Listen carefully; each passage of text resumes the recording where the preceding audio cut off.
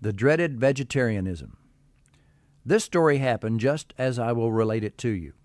My nephew and I have told this story a number of times to a number of people, and so it was not surprising when I saw it show up generically as a joke on the internet not long ago. Sometimes, even in the most tragic of circumstances, a glint of humor can show through. Perhaps it occurs just as happenstance, or perhaps for a reason, maybe to help us endure what would otherwise be unbearable. A few years ago, my wife's brother Ray, while mowing the grass, suffered a severe heart attack. His heart stopped for several minutes until the EMS team arrived and administered CPR. Although they were able to restart his heart, he lapsed into a coma from which the doctors had little hope of his recovering. His son Dwayne and I were standing outside the door of the ICU where members of the family had held a vigil for 4 days. A longtime friend of Ray, who farmed north of town, approached us and quietly inquired about his condition.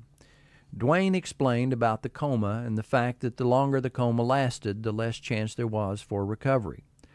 No doubt influenced by television features of coma patients living for years in a vegetative state, the friend shook his head sadly and proclaimed, "Well, I guess all we can hope for is that he doesn't wind up a vegetarian." Now, Dwayne teaches high school English. I used to.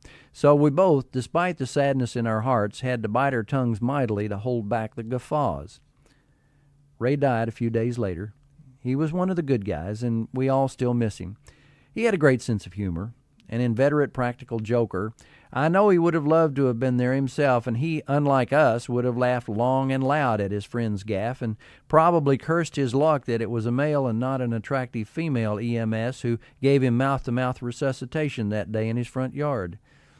Well, to this day, while watching some of the medical dramas on TV, when Dwayne and I see one of these TV patients lapse into a coma, we'll turn, look at each other, smile, and almost in unison exclaim, "Ye gods, another vegetarian!"